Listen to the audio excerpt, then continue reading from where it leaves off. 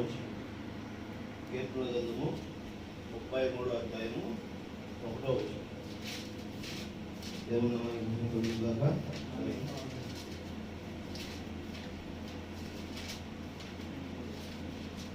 33వ అధ్యాయము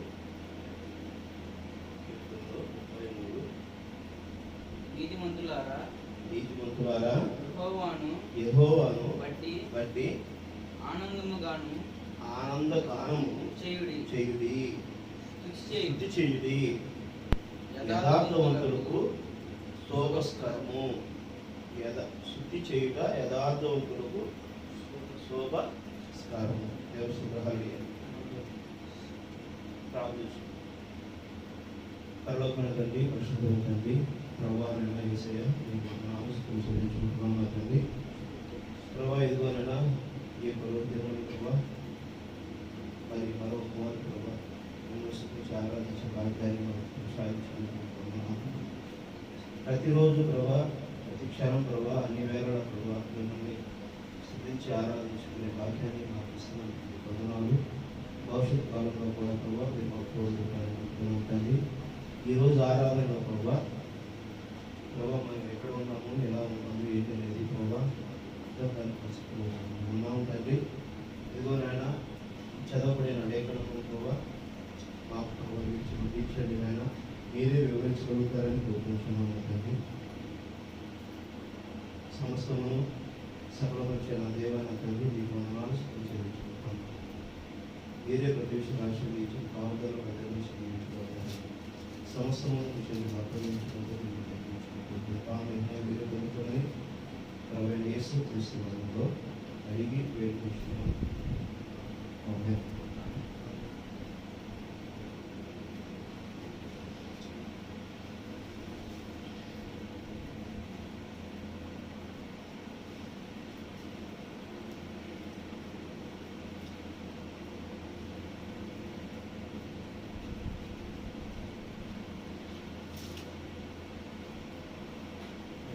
వాక్యమును సరిగ్గా గమనించినట్లయితే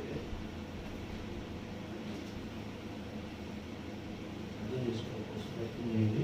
నేను కూడా వివరించడానికి ప్రయత్నం చేస్తాను. నేను చెప్తున్నప్పుడు మీకు అర్థమైతే హల్లెలూయా ఆమేన్ చెప్పండి. అర్థం కాకపోతే మీకు అర్థమయ్యే విధంగా చెప్పడం కోసమే నేను ప్రయత్నం చేస్తాను. మీకు అర్థం కాకపోతే అర్థం కాలేదు. ఎందుకంటే మీరు అర్థం చేసుకున్నప్పుడు కోసమే దేవుడు నన్ను ఇంప్రూవ్ చేసుకున్నాడు. ఆమె ఇప్పుడు నాకు అర్థం అవడం కోసము డైరెక్ట్గా నాకు కూడా దేవుడిని చెప్తే అర్థం చేసుకున్నటువంటి ప్రశ్న దేవుడు ప్రవక్తల ద్వారా మనకి సందేశాన్ని ఇచ్చాడు. ప్రవక్త ఎలా ఉంటాడు? ప్రవచిస్తాడు. ప్రవచిస్తాం అంటే జరిగేటువంటి భవిష్యత్తు కాలంలో ఏం జరగబోతుందో, ఎట్లా ఉంటుందో అనేది అని ఆయన ప్రవచించాడు అంటే అది దేవుడి మాట. ఆమె ప్రవక్తలు ఆ విధంగా ఉంటారు. ప్రవక్తలు చెప్పిన విషయాలు మరి 5 మినిస్ట్రీలో 5 రకాలైనటువంటి సేవలు ఉన్నాయి. ప్రవక్తలు, దైవ సేవకులు, సువార్థికులు, బోధకులు, అపోస్తులైన విశ్వాసులు. ఇది 5 మినిస్ట్రీ. ఇప్పుడు మీరు దేవుడు మిమ్మల్ని ఏ పిలుపులో ఉంచుకున్నాడు అనేది మీరు గమనించాలి. సువార్థికుడు అంటే నడువుకి వాక్యమును గుడికి కట్టుకుని ప్రత్యేకంగా ప్రతి ఒక్కరికి చెప్పుకుంటూ పోతూ ఉంటాడు. ప్రతి ఒక్కరికి చెప్పుకుంటూ వెళ్తూ ఉంటాడు. బోధకుడు చెప్పిన విషయాన్ని చెబుతూ ఉంటాడు. అర్థమైందా? అర్థమవుతుందా? ఇప్పుడు 1వ తరగతి టీచరు 1వ తరగతి పాఠాలే చెప్తా ఉంటాడు. 2వ తరగతి పాఠాలు చెప్పడైనా వాళ్ళు 2వ తరగతి పాఠాలు చెప్పరు. అర్థమవుతుందా? 3వ తరగతి పాఠాలు చెప్పరు. 2వ తరగతి అయినా 2వ తరగతే చెప్తాడు. 3వ తరగతి అయినా 3వ తరగతే చెప్తాడు. 3వ తరగతి 10వ తరగతి 10వ తరగతి చెప్తాడు. బోధకుడికి ఏ విషయమైతే బోధించబడుతుందో, ఏ ఏ విషయమైతే బోధలో ఉందో దాన్ని చెప్తా ఉంటాం. ఇది సంఘంలో ఒక తాకల బోధకుడికి సువార్తికుడికి. పౌలు విశ్వాసం తెలుసుకుని పౌలు మాదిరిగా మనం మారాలనేటువంటిది ప్రవక్త మనకి సూచించినటువంటి విషయం, తెలుసుకుని విషయం. ఏంటి విషయం? పౌలు ఏం చెప్తున్నాడు? ప్రవక్తలో వచ్చి మనం చెప్పినటువంటి విషయం ఏంటి? మలాకి గ్రంథం 4:5-6 చెప్తున్నాడు. తండ్రుల హృదయము పిల్లల వైపు తిప్పును, పిల్లల హృదయమును తండ్రుల వైపు తెలుసుకుని. పౌలు చేసినటువంటి పరిచర్య, పౌలు సంఘకాలంలో, ఎఫెసు సంఘకాలంలో విశ్వాసము కలిగినటువంటి విశ్వాసం, దేవుని యందు భయభక్తులు కలిగిన వారు, దేవుని యందు నమ్మకం కలిగిన వారు, దేవుని నడకని తెలుసుకున్నవారు, దేవుని మార్గంలో నడిచేటువంటి వారు విశ్వాసం. అంత బలమైన విశ్వాసులుగా ఈరోజు మన వధువు పరిచర్యలో ఉండాలి. విశ్వాసులు ఉండాలి, బోధకులు ఉండాలి, సువార్తికులు ఉండాలి, దైవ సేవకులు ఉండాలి, ప్రవక్తలు ఉండాలి. తెలుసుకుంటారు. అర్థమవుతుందా? సంఘానికి ఒక ప్రవక్తులు ఉన్నాడు. మొదటి సంఘ కాలంలో ఎఫెసుకి ఒక ప్రవక్తను ఇచ్చేస్తే దేవుడు, స్వర్ణాకి ఒక ప్రవక్తను ఇస్తే, మరి అట్లాగే పెర్గమాకి ఒక ప్రవక్తను ఇస్తే, తూతేరాకి ఒక ప్రవక్తను ఇస్తే, సార్టిస్కి ఒక ప్రవక్తను ఇస్తే, తెలుగులపికి ఒక ప్రవక్తను ఇస్తే, లౌదే సంఘ కాలానికి ఒక ప్రవక్తను ఇచ్చాడు. తెలుసుకుంటారు. మన 7 సంఘ కాలంలో 7 సంఘ కాలాలు ఏ విధంగా ఉన్నాయి అనేటువంటిది ఎవరు చెప్పలా. మొదటి సంఘ కాలంలో ఎంత కాలం ఉందనేది ఎవరు చెప్పలా. రెండవ సంఘ కాలంలో ఎంత కాలం ఉన్నది చెప్పలా.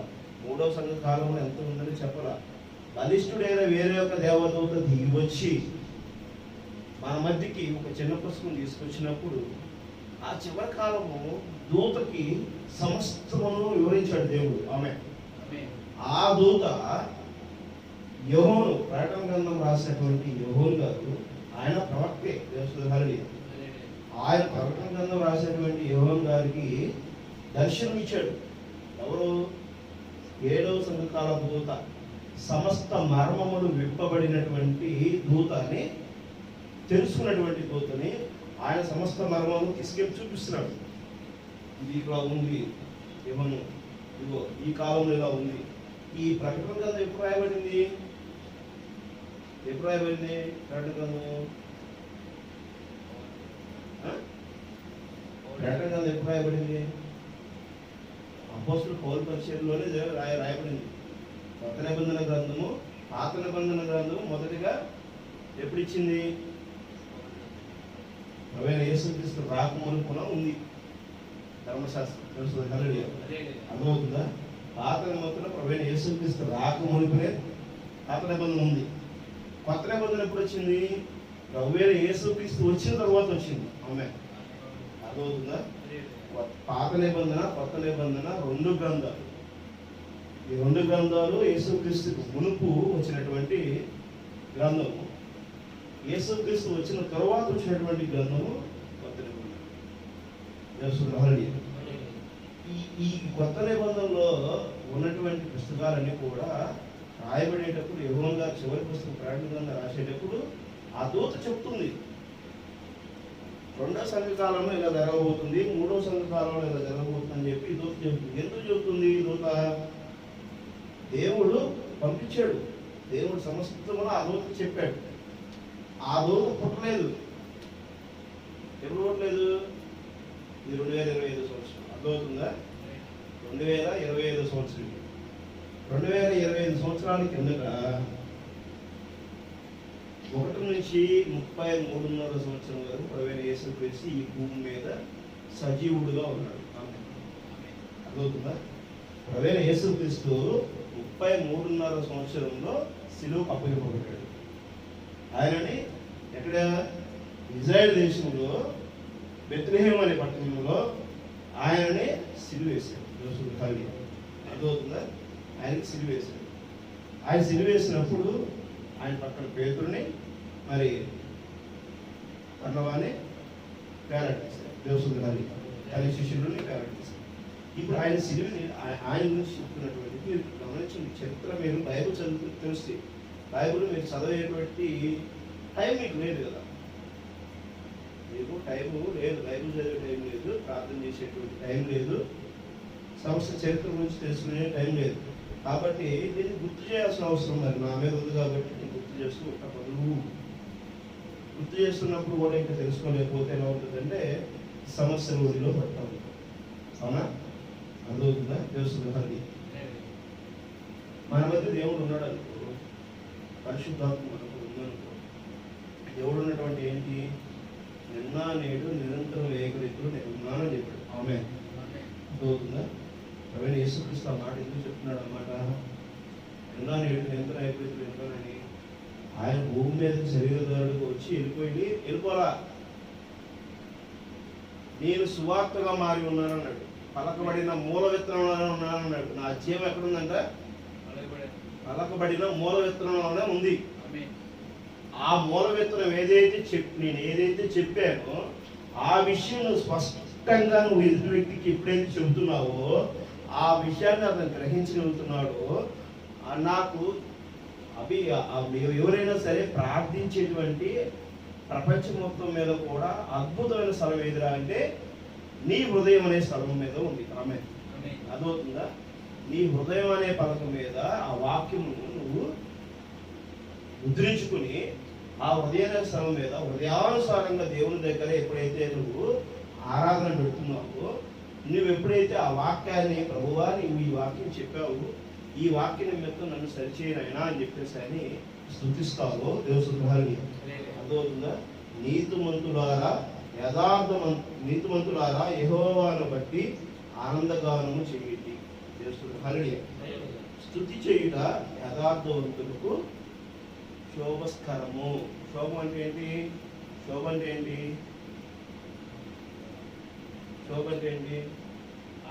శుభోదయం. ఏంటి శుభోదయం అంటే ఏంటి? శోభ అంటే ఏంటి? నూతన వన్ని తెచ్చేది. అర్థమవుతుందా?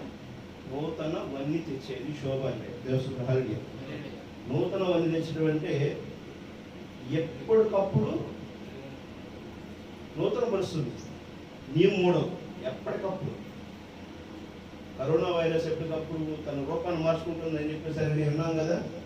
అట్లాగే వాక్యము తన రూపం ఎప్పుడు మార్చుకుంటానే ఉంటుంది. అక్కడ నిలబడి ఉన్నట్లా తెలుస్తుందా? ఎప్పుడు కూడా ప్రవీణ యేసుక్రీస్తు నిత్యజీవుడు కాబట్టి నీ దగ్గర నా దగ్గరే ఉంటాడు అనుకుంటే పొరపాటు. ఒక స్థలంలో ఆయన ఉండేవాడు కాదు. ఆయన ప్రపంచము సమస్తమును ఆయన మన మధ్య సంచరించేది ఏమిటి అంటాడు. ఆమేన్. ఆ మాదిరిగానే ఈ కాల ప్రవక్త మీద ఉన్నటువంటి ఆల్రెడీ దేవుడు పలికినటువంటి విషయంలో ఉన్నటువంటి దూతులు కాబట్టి బ్రహ్నాం శరీరంలో అంటే బ్రహ్నాం గారు నీ మాదిరి నా మాదిరి మనిషే అయితే ఆయన నీతిమంతుడు అయి ఉన్నాడు. ఆమె అర్థమవుతుందా? మరియా నీతిమంతురాలు కాబట్టి మరియా గర్భంలో ప్రవీణ యేసుక్రీస్తు జన్మించాడు. ఇది శరీరం తెలుస్తుంది. అర్థమవుతుందా? బ్రహ్నాము నీతిమంతుడు కాబట్టి బ్రహ్నాము శరీరంలో నుంచి ప్రవీణ యేసుక్రీస్తు పుట్టాడు. ఆమె అర్థమవుతుందా? ఆయన మాటలో నుంచి పుడుతున్నాడు. అక్కడ మరియా గర్భంలో ఆయన శరీరధారుడు పుడుతున్నాడు.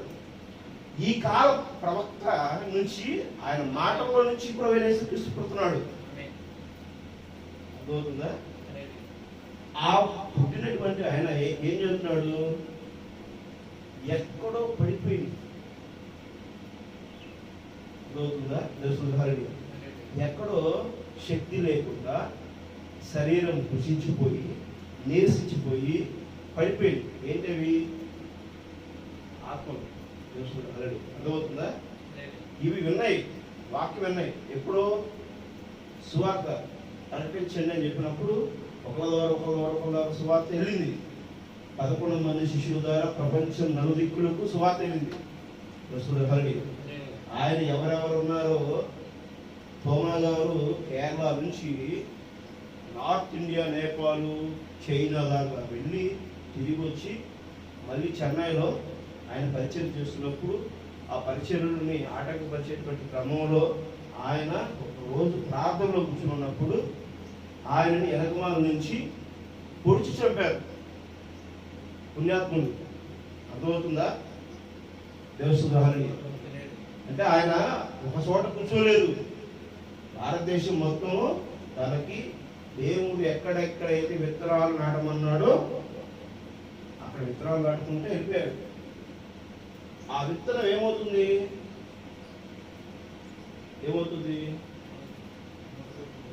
మొలకెత్తింది కదా. అర్థమవుతుందా?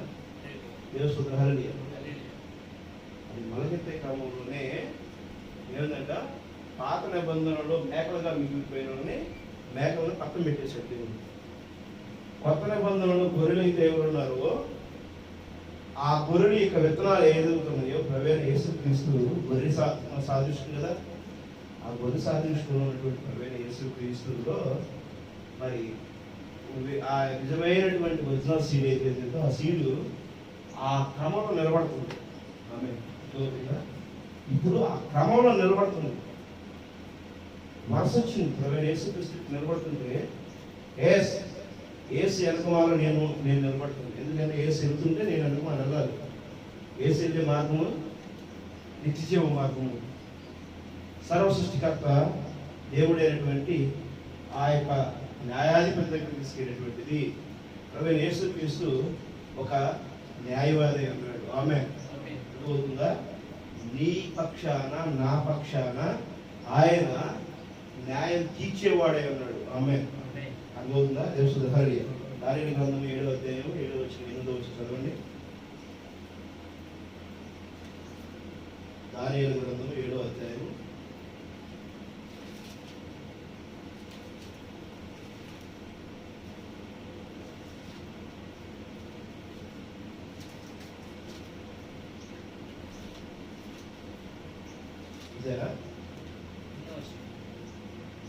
7వ అధ్యాయం 7వ వచనం 8వ వచనం.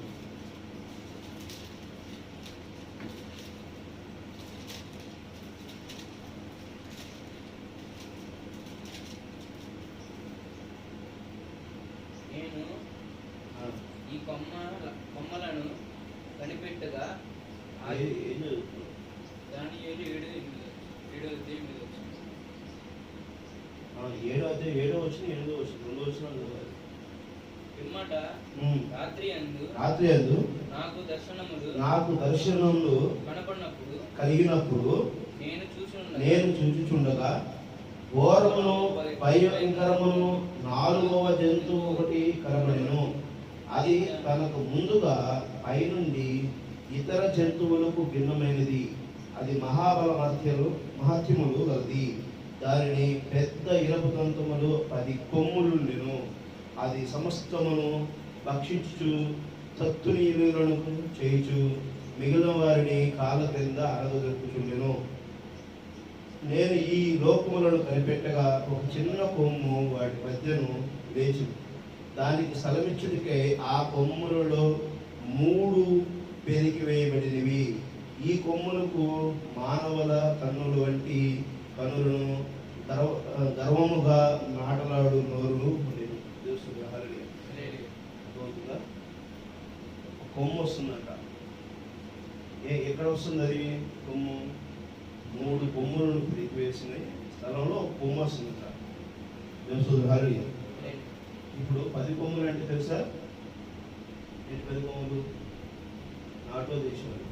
ఒకప్పుడు నాటో అనేటువంటి సామ్రాజ్యము రోమన్ ఎంపైర్ అనేటువంటిది నాటో సామ్రాజ్యం ఏర్పాటు చేసుకుంటే క్రమంలో ఆ నాటో సామ్రాజ్యం చూస్తే ఒక గొడవలాగా ఉంటుంది. తెలుస్తుంది వారిని. ఆ నాటోలో ఉన్నటువంటి 10 దేశాలు 10 కొమ్ములకు సాదృశ్యమైనది. ఇప్పుడు రోమ్లో పార్లమెంటు ముందు ఉన్నటువంటి సింబల్లో మనం మాట్లాడుకున్నాం ముందు కూడా ఒక గుర్రం మాదిరిగా ఒక బొమ్మ ఉంటుంది. తెలుస్తుంది. ఆ బొమ్మ మీద ఒక మనిషి కూర్చుని ఆకారం ఉంటుంది. ఆ గుర్రంకి 7 కొమ్ములు ముద్రలు ఉంటాయి. దేవసుధరుడి 7 కొమ్ములు ముద్రలు అంటే ఒక 10 సారాలు కలిగి ఉంటుంది. ఈ 10 సారాలు ఒక 10 కొమ్ములకు సాదృశ్యంగా ఉన్నటువంటి ఇది బాగా మరి ప్రకటన గ్రంథం 17వ అధ్యాయంలో కూడా చూస్తాం.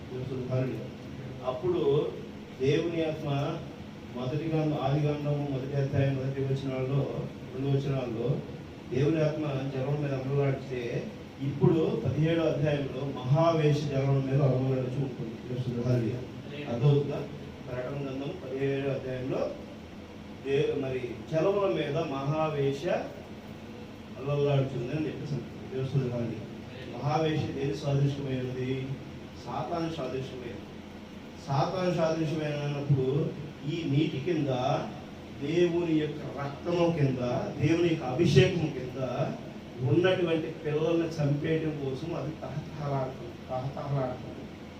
అర్థవుతుందా? ఆ తహతహలాడే క్రమంలోనే మరి ఇటీవల కాలం 2-3-4 రోజుల క్రితము 6,000 మిసైల్స్ ని ఇజ్రాయెల్ దేశం మీదకి ఒకేసారి లాంచ్ చేసింది. 20 మంది చనిపోయారు ఇజ్రాయెల్ దేశం. మరి ఇజ్రాయెల్ దేశం దాదాపు 632 రోజుల నుంచి యుద్ధం చేస్తుంది. 632 రోజుల నుంచి కంటిన్యూషన్గా యుద్ధం చేస్తూనే ఉంది. 57 దేశాలు అవే ఒత్తిడి తీసుకొస్తున్నా యుద్ధం చేస్తుంది. 1948లో ఇజ్రాయెల్ దేశం మళ్ళీ రీస్టార్ట్ అయినప్పటి నుంచి యుద్ధం చేస్తూనే ఉంది. ఎలాంటి యుద్ధం చేస్తుంది? అది ఇజ్రాయెల్ దేశం ఎలాంటి యుద్ధం చేస్తుంది? కీడుని చేస్తుందా? మోసం చేస్తుందా? ఎవరిని జనాభాను చంపడానికి ప్రయత్నం చేస్తుందా? జనాభాకి ఎవరికి అర్థం కాదు. ఇజ్రాయెల్ దేశం దుర్మార్గమైంది. ఎప్పుడు యుద్ధాలు చేస్తారంటుంది, వాళ్ళ మీద పోతూ ఉంటుంది, వీళ్ళ మీద పోతూ ఉంటుంది. ఏం చేస్తుంది? మొన్న మన మీద పాకిస్తాన్ వాళ్ళు మరి భారతదేశం మీదకి యుద్ధానికి వస్తే డైరెక్ట్గా ఇజ్రాయెల్ దేశం వచ్చి ముషాదా వచ్చి ఆ సైనిక దళాలు నిలబడి అటాక్ చేసేసి దులిపేసింది. భారతదేశంతో కలిసి పాకిస్తాన్ అనుస్థావరాల మీద అన్నిటి మీద దులిపేసింది, అటాక్ చేసేసి వాళ్ళని చచ్చుదా కొట్టేసేసింది. అది ఎవరు కొట్టేది? ఇండియానే కాదు, వాళ్ళు నిలబడ్డారు. ఇజ్రాయెల్గా మనకు నిలబడ్డారు. అలాంటి గొప్ప ఆర్మీ కలిగినటువంటి దేశం ఎక్కడ ఎందుకు వచ్చారు వాళ్ళు? పాకిస్తాన్ మనం దేశించాలని వచ్చారా? పాకిస్తాన్ ఉగ్రవాద చర్య చేసింది కాబట్టి వచ్చారు. అర్థమవుతుందా? ప్రపంచంలో ఎక్కడ ఉగ్రవాద చర్య జరిగినా, ఎక్కడ తప్పు జరిగినా వాళ్ళు ఏం చేస్తారు? వచ్చి నిలబడతారు. వాళ్ళ దేశాన్ని ప్రొటెక్ట్ చేసుకుంటూ, వాళ్ళ దేశంలో ఉన్నటువంటి జనులకు కావాల్సిన వసతులు కల్పిస్తూ, వాళ్ళ డెవలప్మెంట్ వాళ్ళు చేసుకుంటూ, ఇలా ప్రపంచంలో ఎక్కడ జరిగినా సరే వచ్చి చేస్తుంది. అర్థమవుతుందా? దేవుని పిల్లలు కూడా ఎక్కువ కూడా వారిని వారు ప్రొటెక్ట్ చేసుకుంటూ తోటి వారికి సహకరించమని చెప్పేసారని చెప్తున్నాడు దేవుడు.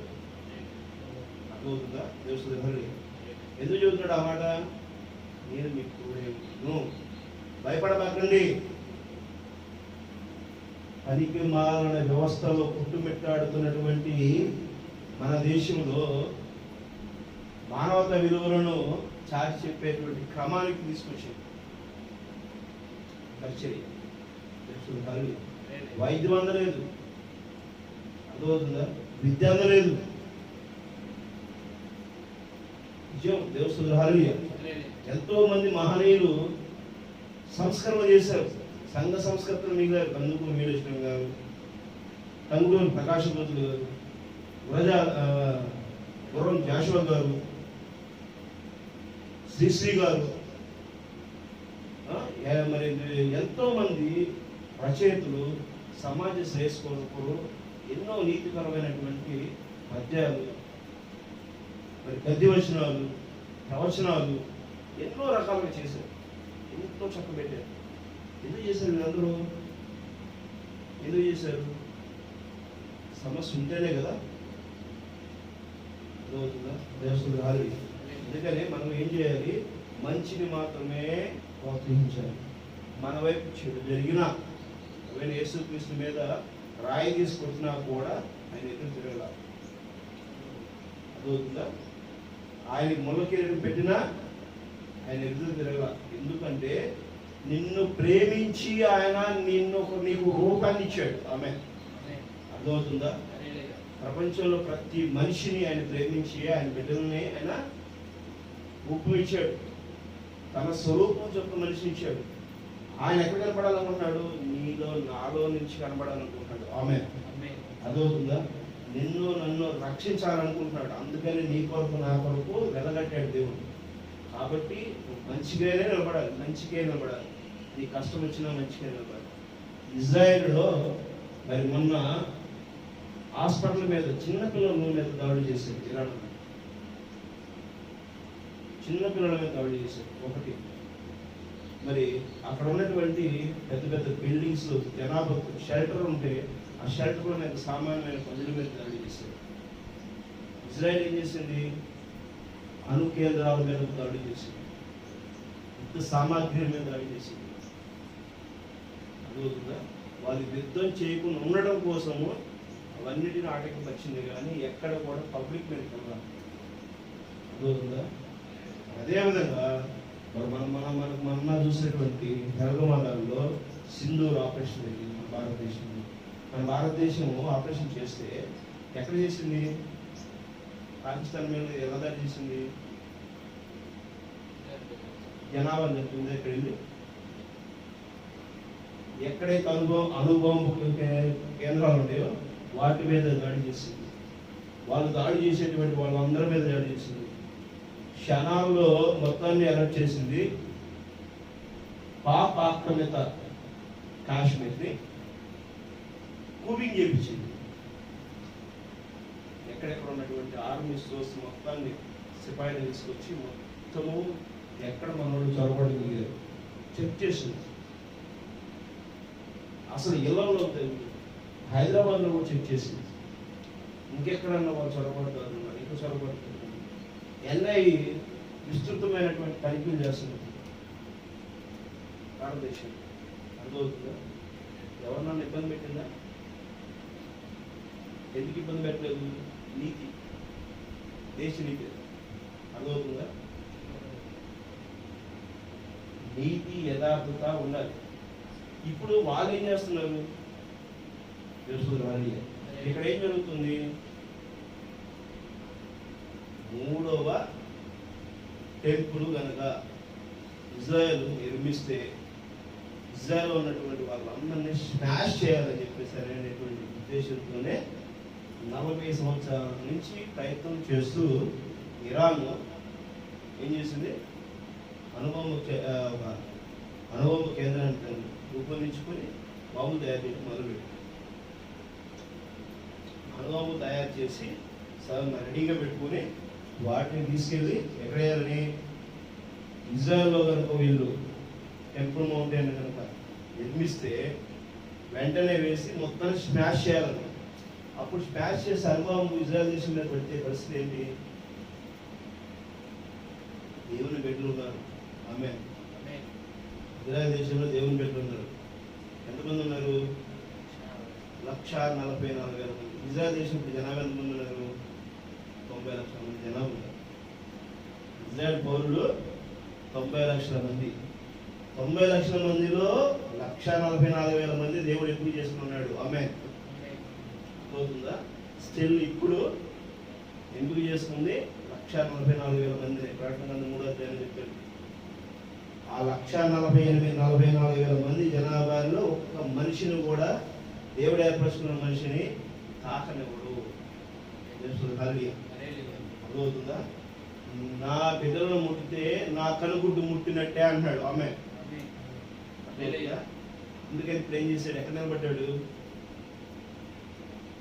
ఇజ్రాయెల్ దేశం దగ్గర కనబడుతున్నాడు దేవుడు. ఇప్పుడు ఇరాన్ని నిన్న స్మాష్ చేసేసి రాత్రి అటాక్ చేశాడు. భూకంపం వచ్చేసింది. బాంబు వేస్తుంది. ఎందుకు భూకంపం వచ్చిందో తెలియదు. అర్థం కదా? ఎలాంటి బాంబు తీసుకొచ్చేసారు సార్? అమెరికాను ఇజ్రాయెల్ ఇద్దరు కలిసి B2 బాంబుని అణు కేంద్రం మీద వేసేసింది. మొత్తం అక్కడ అణు కేంద్రం మొత్తం స్మాష్ తీసేసింది. మొత్తం ధ్వంసం చేసేసింది. నేను దీనికి ప్రత్యుత్తరమైన సమాధానం ఇస్తాను. 2 వారాల్లో గడువుతుంది. ఈ 2 వారాల్లో నేను ప్రత్యుత్తర సమాధానం ఇస్తానని చెప్పేసి ఆ దేశ చీఫ్ అయినటువంటి అర్మేనియన్. ఇక్కడ వ్యక్తులలో లేకపోతే ఇంకోటి కాదు, ఇది గమనించాలి. ఎందుకు గమనించాలంటే ఇది చివరి కాలం ఎక్కువైంది, చాలా ప్రమాదకరమైనటువంటి పరిస్థితుల్లో మనం ఉన్నాం. కాబట్టి దేవుని పిల్లలు ఎవరో మేకలు ఎవరో దేవుడు వేరు చేస్తున్నాడు. అర్థమవుతుందా? ఇక్కడ ఏమంటున్నాడు? జడ్జిమెంట్ జరుగుతుంది. తెలుస్తుంది. హల్లెలూయా. అర్థమవుతుందా? దానియేలు 9వ వచనం చదవండి.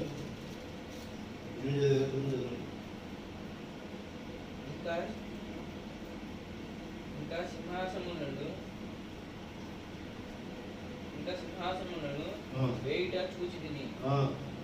మహావృద్ధుడప్పుడు కూర్చుండని ఆయన వస్త్రము సింహ మహిమ వలె ధవలముగాను, ఆయన తల వెంట్రుకలు శుద్ధమైన గొర్రెపచ్చి వలెను తెల్లనిగాను ఉండెను. ఆయన సింహాసనము అగ్నిజాల వలె మండుచుండును, దాని చక్రములు అగ్ని వలె నుండును. అర్థమవుతుందా? ఈ ధవల సింహాసనం మీద కూర్చున్నటువంటి దేవుడి దగ్గరికి రిప్రజెంటేషన్ తీసుకెళ్తుంది. ఎవరు? వధువు తీసుకెళ్తుంది. అర్థమవుతుందా? వధువుకి మొత్తం తెలుసు. ఇక్కడ వధువుకే మొత్తం తెలిసిన దానికి ఏంటంటే అక్కడ గ్రంథాలన్నీ తెరవడం స్టార్ట్ చేస్తుంది.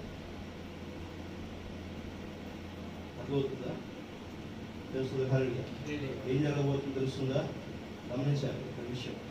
ఎలాంటి విషయం జరగబోతుంది?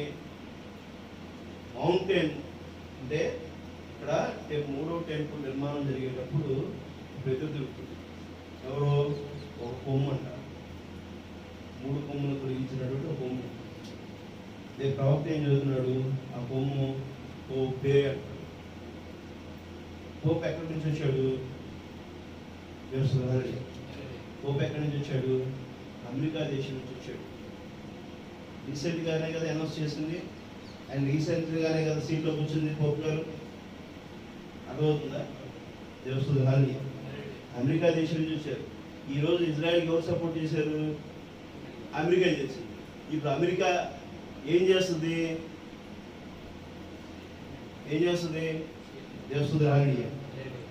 నేను ఈ కొమ్మును కనిపెట్టగా ఒక చిన్న కొమ్ము వాటి మధ్యన లేచును, దాని స్థలమిచ్చుడికే ఆ కొమ్ములలో 3 పిరికివేయబడినవి. ఈ కొమ్ము మానవుల కొమ్ములు అంటే కన్నులను, గర్వములను, మాట్లాడు నోరును ఉండెను. తెలుస్తుంది. హల్లెలూయా. అర్థమవుతుందా?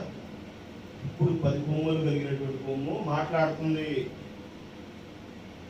10 కొమ్ములు కలిగినటువంటి జంతువు మాట్లాడుతుంది, గాంభీర్యం పలుకుతుంది, అహంకారంగా చదువుతుంది. నేను చెప్పింది శాసనం, నేను ఏమన్నాను వింటున్నారా, మీరు చెప్పింది చేయాలి అని ప్రపంచాన్ని శాసించేటువంటి పరిస్థితి రాబోతుంది.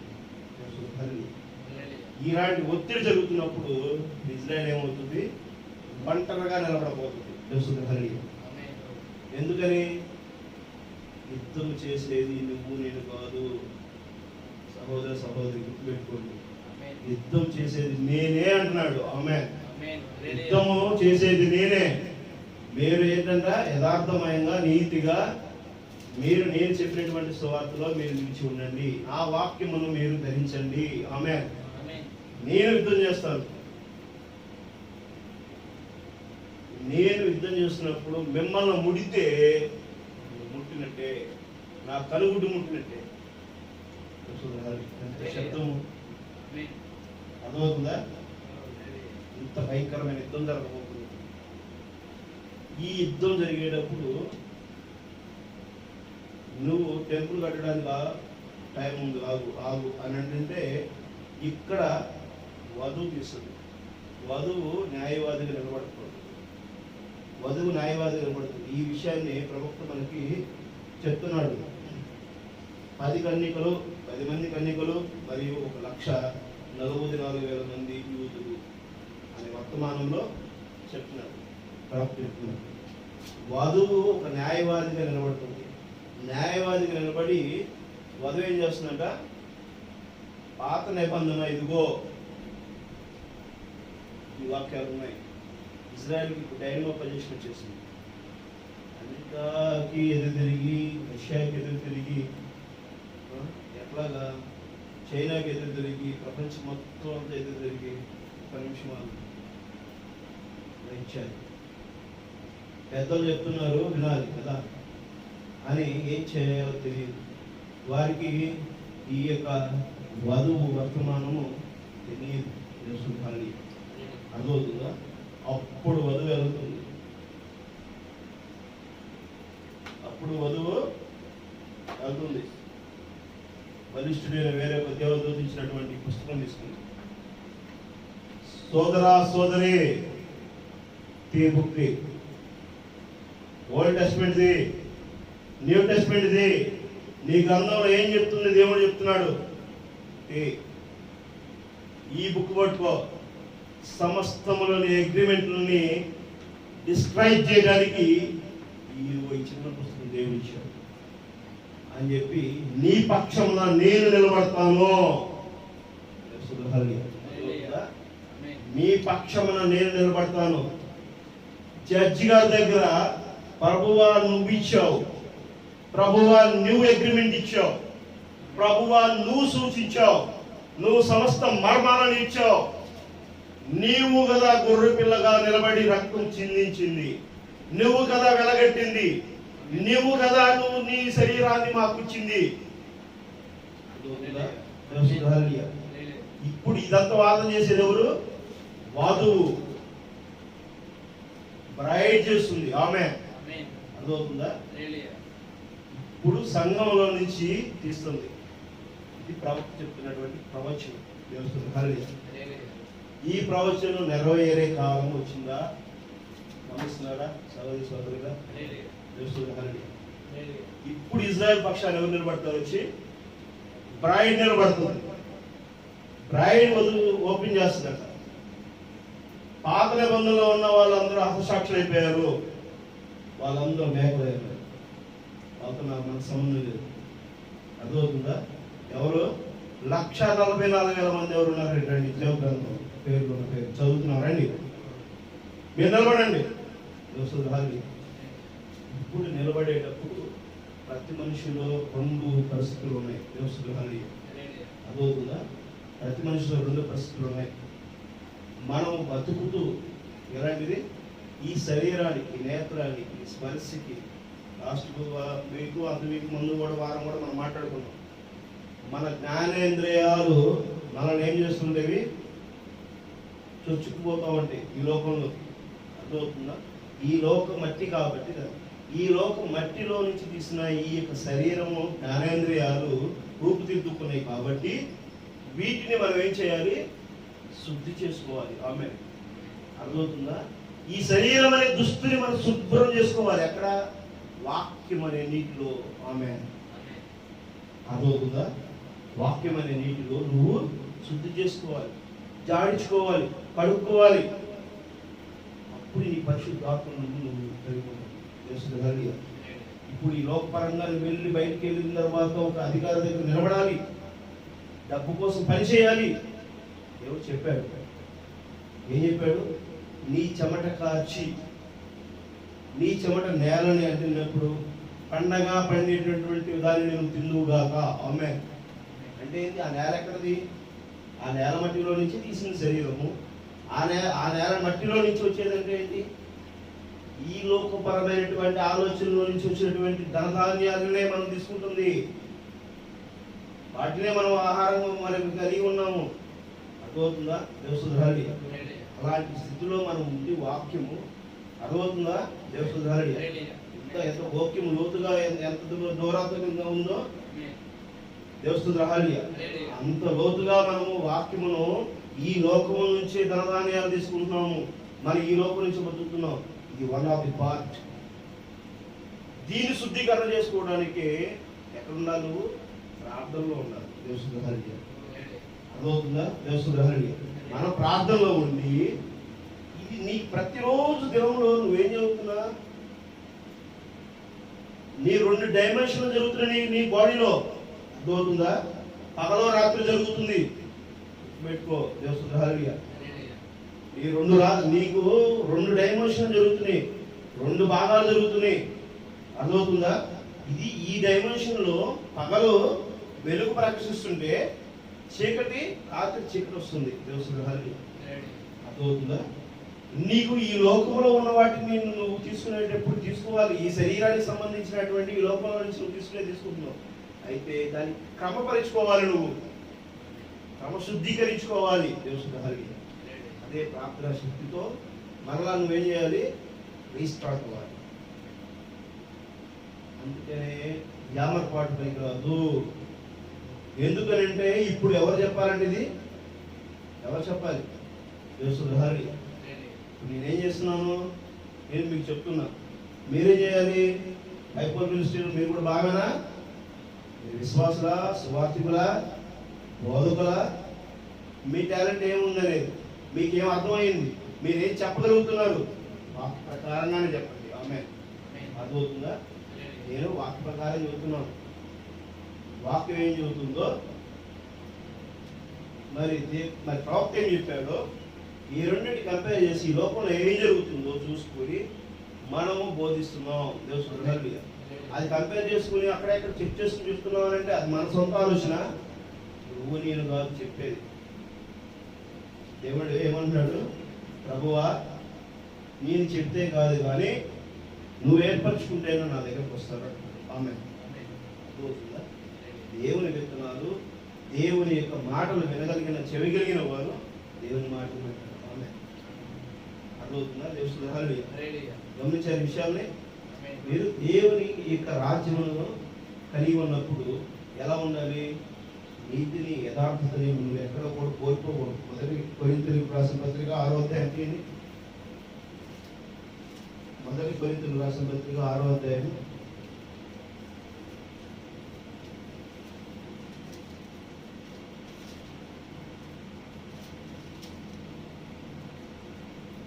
జనరల్గా చెప్తా ఉంటాను. నేను కొన్ని విషయాలు చెప్తుంటే అర్థం కావట్లా. డబ్బు, ఆధిపత్యము, లేకపోతే పోదులు మనకు అవసరం లేదు. మనము కొత్త ఇవ్వవలసినవి ఇవ్వాలి. లోకపరంగా ఉన్నటువంటి లావాదేవీలు జరగాలి. కానీ అవి మన శాశ్వతం కాదు. వాటి మీద వ్యామోహం లేదు, ఉండాల్సిన అవసరం లేదు వధువుకి. నేను కూడా దాని మీద లేను. అర్థమవుతుందా? దేవుని గడిచిన రాత్రి, గడిచిన దినాన చాలా వివాదం జరిగింది. చాలా పరిస్థితులు వేరే జరుగుతుంటే నేను చెప్తున్న విషయాన్ని గమనించట్లా. మీరు మోసపోతున్నారు, జాగ్రత్త పడండి అంటే డబ్బుల గురించి మాట్లాడుతున్నారు. ఎదుటివారు డబ్బులు కాదు శాశ్వతం. చెప్పే మాటని స్వీకరించడం శాశ్వతం. చెబుతున్న విషయం ఎందుకు చెబుతున్నావు గమనించండి అని చెబుతున్నాం. అంటే ఈ విషయము ఎందుకని అర్థం చేసుకోవట్లేదు ప్రభావ అని చెప్పేసానంటే, ఇజ్రాయెల్ కూడా చెప్తుంది. ఏం చెబుతుంది? ఉగ్రవాద చర్య కరెక్ట్ కాదు అని చెప్పేసానని ఇజ్రాయెల్ చెప్తుంది. కానీ ప్రపంచంలో కొన్ని దేశాలు అంగీకరించట్లేదు, అర్థం చేసుకోవట్లేదు. ఇజ్రాయెల్ తప్పు చేస్తుందని అనుకుంటున్నారు. కానీ ఇజ్రాయెల్ ఆగట్లేదు. ఇజ్రాయెల్లో 2 డైరెక్షన్స్ ఉన్నాయి. అర్థమవుతుందా? 90 లక్షల మంది జనాభాలో వాళ్ళు రకరకాల అనుభవాలు రకరకాలుగా చేసి వాళ్ళు వెళ్ళేటువంటి వాళ్ళు ఎదురున్నారు. అర్థమవుతుందా?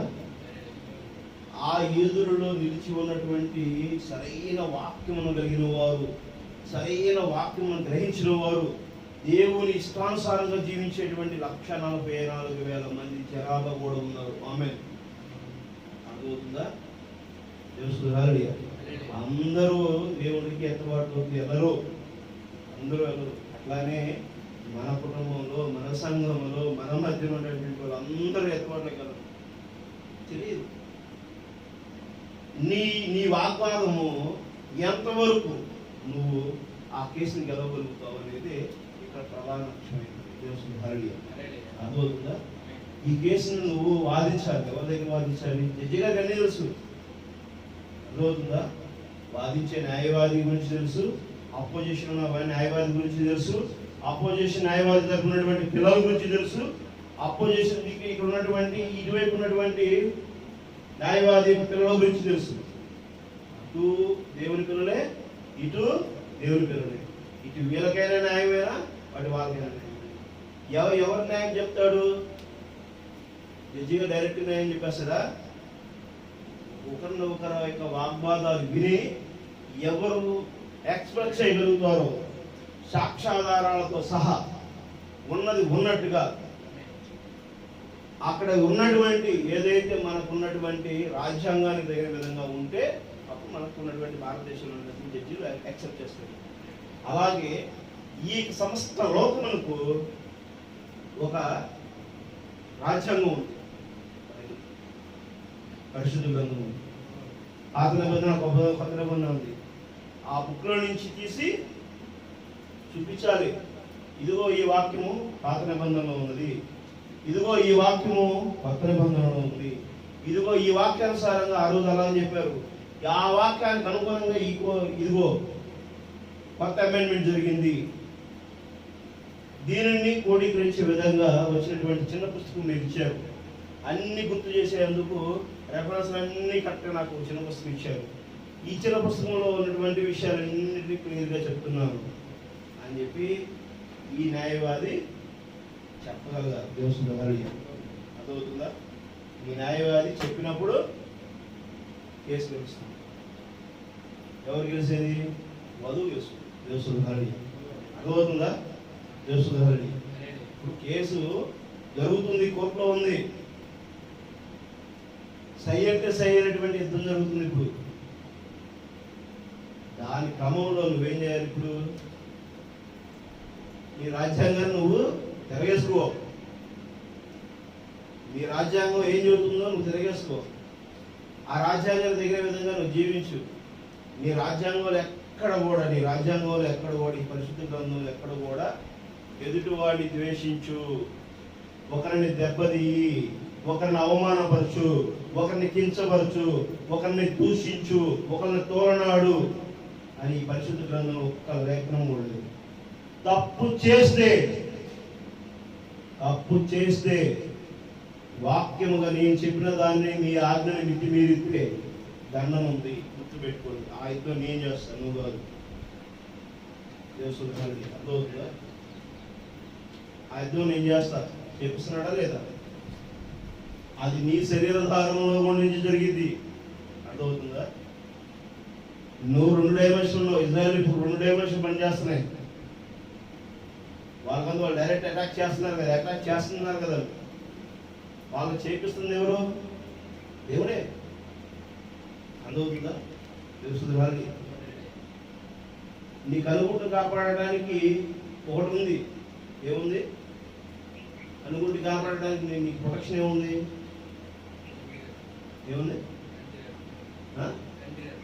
కంటి రెప్ప ఉంది. అవునా? నీ కనుగుడ్డుకి కాపాడడానికి కంటి రెప్ప ఉంది.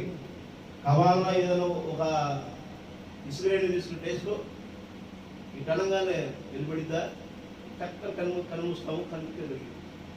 ఏదో జరిగినా కన్ను రెప్పని టచ్ చేసి దాన్ని డ్యామేజ్ చేసిన తర్వాత కన్నుకి అలాగా సామాన్యంగా రెప్పను దాటి వెళ్ళడానికి అవకాశం ఇస్తుందా? అదే శరీరంలో ఉన్న ఒక భాగమే నిన్ను అలర్ట్ చేస్తుంటే దేవుడు ఎలా ఉంటాడు? వధువుకి అక్కడ ప్రొటెక్ట్ చేసాడు, వధువుని అక్కడ స్థిరపాటు చేశాడు. ఆ వధువుని లేపేటప్పుడు దేవుడు కనబడతాడు. దేవుడు ఆ కనబడే క్షణంలో నీ మధ్య నా మధ్య చెప్తున్నటువంటి దేవుడు, సజీవుడైన దేవుడు, ఈరోజు నీ మధ్య నా మధ్య మాట్లాడుతున్న దేవుడు, నిన్ను హెచ్చరిస్తున్న దేవుడు, నిన్ను వాక్యంలో సరి చేసుకోమంటున్న దేవుడు. నువ్వు చెక్ చేసుకుంటే ఏంటయ్యా అని అడుగుతున్నాను నేను. అర్థమవుతుందా? ఇంత జరుగుతుంది, ఇంత దారుణంగా, ఇంత హుటా అంత స్పీడ్ టెక్నాలజీ పెరిగిపోతుంది. 1994లో కంప్యూటర్లో భారతదేశంలో స్టార్ట్ అయింది. ఈరోజు కంప్యూటర్ టెక్నాలజీ లేకుండా భారతదేశం ఏమైనా పడుకుందా? అర్థమవుతుందా? గడిచిన 100-150 సంవత్సరాల కింద టెక్నాలజీ ఉందా? ఫోటో కూడా లేదు, గుర్తుపెట్టుకో. ఫోటోలు ఎప్పుడు కనుగొన్నారు? పుస్తకం రాయడం ఎప్పుడు కనుగొన్నారు? 16వ శతాబ్దంలో కనుగొన్నారు పుస్తకం రాయటం. పేపర్ మీద రాయడం అనేది 16వ శతాబ్దంలో అనుకున్నారు. ఫోటో ఎప్పుడు తీశారు? 18వ శతాబ్దంలో ఫోటో తీసింది. అర్థమవుతుందా? 2000 సంవత్సరాల కింద ఫోటో లేదు. 2000 సంవత్సరాల కింద ఫోటో అంటే ఏంటి? బొమ్మయ్యాలి, రాయించేయాలి. టెక్నాలజీ ఎంత స్పీడ్గా వచ్చేసింది ఇప్పుడు. అర్థమవుతుందా? ఎంత స్పీడ్గా అవుతుందో, ఎంత ఉడుకులు టెక్నాలజీ వస్తుందో, ఏ టెక్నాలజీ వచ్చేసింది, భవిష్యత్తు నీ పనిని కూడా ఆటంకపరిచేటువంటి టెక్నాలజీ వచ్చేసింది. అంత స్పీడ్గా ఉన్నప్పుడు నువ్వెంత స్పీడ్గా ఉండాలి? సమస్తము మీద ఆజ్ఞానం కలిగినటువంటి వధువుగా నువ్వు ఉంటే నువ్వెంత స్పీడ్గా ఉండాలి, ఎంత చురుకుగా ఉండాలి, ఎంత సరిదిద్దుకోవాలి, ఎంత వివేచన కలిగి ఉండాలి. అర్థమవుతుందా? దేవస్థానాలు గమనిస్తున్నారా? ఈ వాక్యంలో నువ్వు సరి చేసుకోవాల్సినటువంటి పరిస్థితి, వాక్యంలో నువ్వు కనుక సరి చేసుకునేటువంటి పరిస్థితి లేకపోతే నువ్వు చాలా ఇబ్బంది పడతావు. దేవస్థానాలు 1 కొరింథీయులు 6వ అధ్యాయము, 1 కొరింథీయులు 6వ అధ్యాయము 1 వచ్చింది. మీరు ఒకనికి మరి ఒకనికి మీద వాద్యం ఉన్నప్పుడు వాడు పరిశుద్ధుల ఎదుట కాక అవినీతులు ఎదుట వాద్యమాడుటకు తెగించుచున్నాడా? అర్థమవుతుందా? వాద్యం ఆడుతున్నారు, వాదన ఆడుతున్నారు. వాదన ఆడుతుంటే నువ్వు వాదనే నాకు డిస్కషన్ అవుతావా, ఏ కత్తి తీసి పొడిచేస్తా అనేవాడి దగ్గర వాదన ఆడుకుంటావా? అర్థమవుతుందా? మాట మాట మాట మాట మాట మాట చెప్పుకునేటువంటిది. ఫలానా సెక్షన్లో ఇది ఉంది, ఫలానా సెక్షన్ ఇది ఉంది అనేటువంటి క్రమశిక్షణ కలిగి జరుగుతున్నప్పుడు వాద్యం జరుగుతుంది. ఆ వాద్యం ఆడటానికే ఇష్టపడనుకుని ఉంటే అప్పుడు ఏం జరుగుతుంది? వాడి దగ్గర మాట్లాడతావా? అర్థమవుతుందా? మీలో ఒకరికి మరొకరికి వాద్యం ఆడినప్పుడు వాడు పరిశుద్ధులు ఎదుట కాక అవినీతి ఎదుట వాద్యమాడుటకు తెగించుచున్నాడా? అర్థమవుతుందా? పరిశుద్ధులు లోకములకు తీర్పు తీర్చుదురని మీరు ఎరిగారా? పరిశుద్ధులంట లోకములకు తీర్పు తీర్చుదురని మీరు ఎరగరా? ఎవరంటే లోకానికి తీర్పు తీర్చేది? లోకానికి ఎవరు తీర్పు తీరుస్తున్నారు? రాము చెప్పాడు చూడండి, పరిశుద్ధులు లోకములకు తీర్పు తీర్చుదురని మీరు ఎరగరా? ఎవరో తీర్పు తీర్చేది? పరిశుద్ధులు. దేవసుడు హారిగా అర్థమవుతుందా? పరిశుద్ధులు లోకానికి తీర్పు తీరుస్తారు. పరిశుద్ధ స్థానంలో వధువు నిలబడితే అప్పుడు చెప్తుంది పరిశుద్ధవాదం. ఆ న్యాయవాది చెప్పేదాన్ని ఏదైతే ఉందో అన్ని క్లారిటీగా ఎప్పుడైతే వివరించగలుగుతుందో అప్పుడు సాటిస్ఫాక్షన్ జడ్జ్ లార్డ్ అప్పుడు అంగీకరిస్తాడు. యాస్ నీ వాదన నేను అంగీకరిస్తున్నాను, నీ వాదన నేను ఆమోదిస్తున్నానని చెప్పి అప్పుడు సీలేస్తాడు. ఆమేన్. అర్థమవుతుందా? అప్పుడు సీలేస్తాడు. ఎవరి వాదన అంగీకరిస్తుంది? ఇప్పుడు పరిశుద్ధుడు. నువ్వు ఇప్పుడు ఎందుకు ఎలా ఉండాలి? ఇప్పుడు నువ్వు అర్థమవుతుందా? నువ్వు పరిశుద్ధుడుగా ఉండాలి. పరిశుద్ధులు ఎలా ఉంటారు? నిన్ను నువ్వు ప్రేమించుకోవడం కాదు, ఎదుటివాడిని కూడా ప్రేమించాలి. మనం చెప్తున్న విషయం ఎదుటివాడిని గ్రహించట్లేదు, వాళ్ళ దగ్గర మనం మాట్లాడటం అనవసరం. వారి కోసం ప్రార్థన చేయాలి. నీకు సమయం ఉంది, వారిని ద్వేషించకూడదు, వారిని తీసేయకూడదు, వారి కోసం ప్రార్థన చేయాలి. ఎందుకు అని అంటే వాళ్ళు నీతో ఉన్నటువంటి వారు. ఆమె అర్థమవుతుందా? నీ ఎదురు ఉన్నటువంటి వ్యక్తి నీవు చెప్పిన మాట వినలా, నువ్వు పక్కన పెట్టేశావు. వాళ్ళ గురించి అమెరికాలోనో రష్యాలోనో లేకపోతే ఇజ్రాయెల్లోనో వాళ్ళ పేరు పెట్టి ప్రార్థన చేసేవాళ్ళు ఉంటారా? ఉంటారా? ఉంటారా?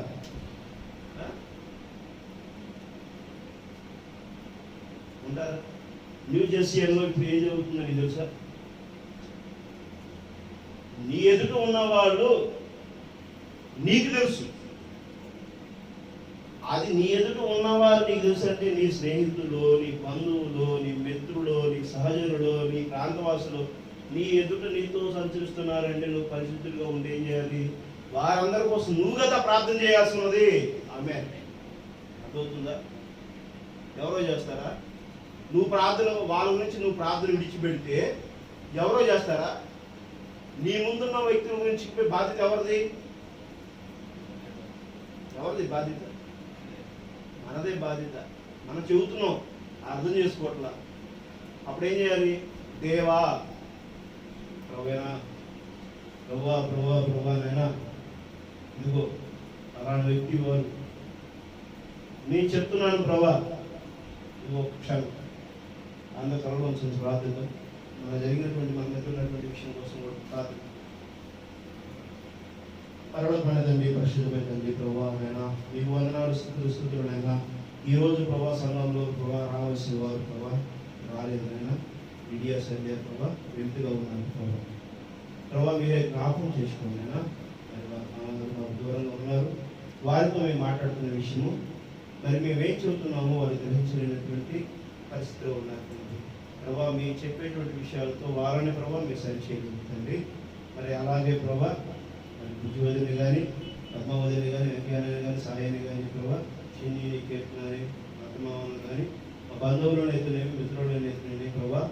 మరి కొన్ని విషయాల్లో ప్రభా మేము చెప్పడం కోసం ప్రయత్నం చేస్తున్నప్పుడు ప్రభా మరి విననటువంటి పరిస్థితి, నేను జరిగినటువంటి సంభాషణ ప్రభా, వాగ్వేదాలు ప్రభా, మరి ఈ లోకపరమైనటువంటి ప్రభా ఆశాజనకమైనటువంటి డబ్బు, స్థానము, అధికారము, పరిస్థితుల మీద అయితే ఉంటున్న దానికి మేమేమాత్రం మరి ఇష్టపాత్రలో కాదు నాయన.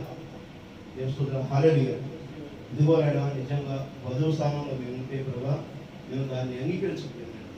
కానీ ప్రభా మీ పేరిట ప్రభా నిజమైన వాక్యములో జీవించమని, జరుగుతున్న లోపాన్ని సరిదిద్దుకోమని, సరైనటువంటి క్రమంలో ఉండాలని హెచ్చరిస్తున్నాం నాయన. ఆ హెచ్చరించినటువంటి విషయము, తెలియపరిచినటువంటి విషయము, వివరించినటువంటి విషయము వారు గమనించలేకుంటే ప్రభా వారిని ఖండించండినైనా.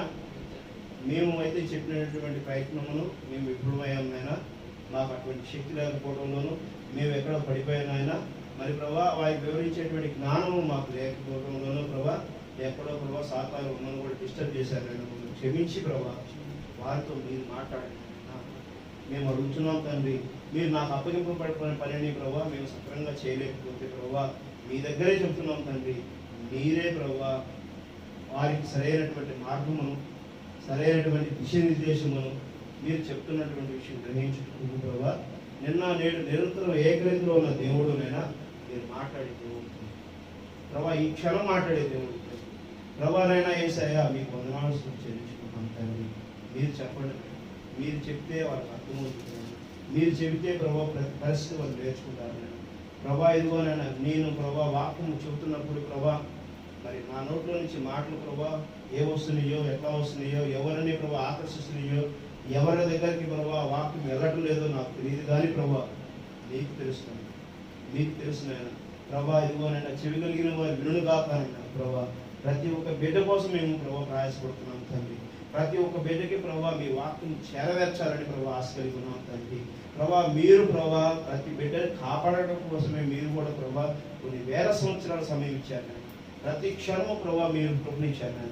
ఇలాంటి కృప ప్రభా దయచేసిన దేవుడు మీరు ప్రభా, మీరు అద్భుతంగా ప్రభా మమ్మల్ని ఆశీర్వదించింది కాబట్టి ప్రభా మరి ఆ ప్రకారమే ప్రభా మీరు మాట్లాడిన వారి చెవులను ప్రభా వారి ప్రభా తెరవండి ప్రభా, వారి కనులు తెరవండి, సరైన మార్గంలో మీకు సహాయం చేయండి, దీవించండి.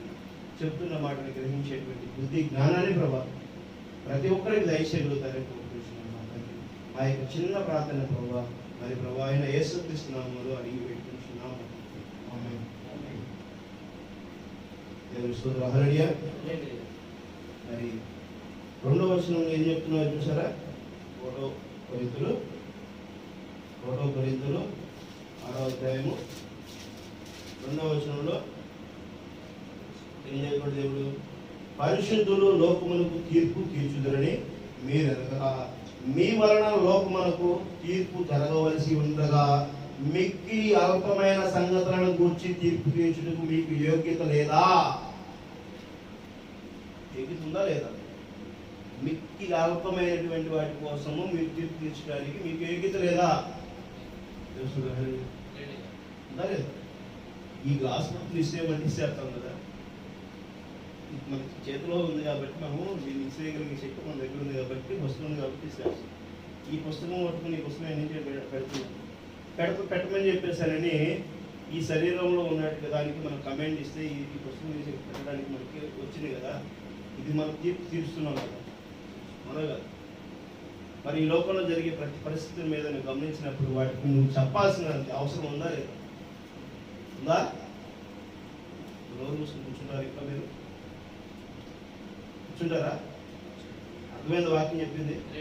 చెప్పాలా లేదా? ఉన్నారు? ఇక్కడే ఉన్నారా? మీకు అర్థమైన విషయాన్ని మీరు లోకానికి చెప్పాలా లేదా? చెప్పాలా? తీర్పు తీర్చాలా?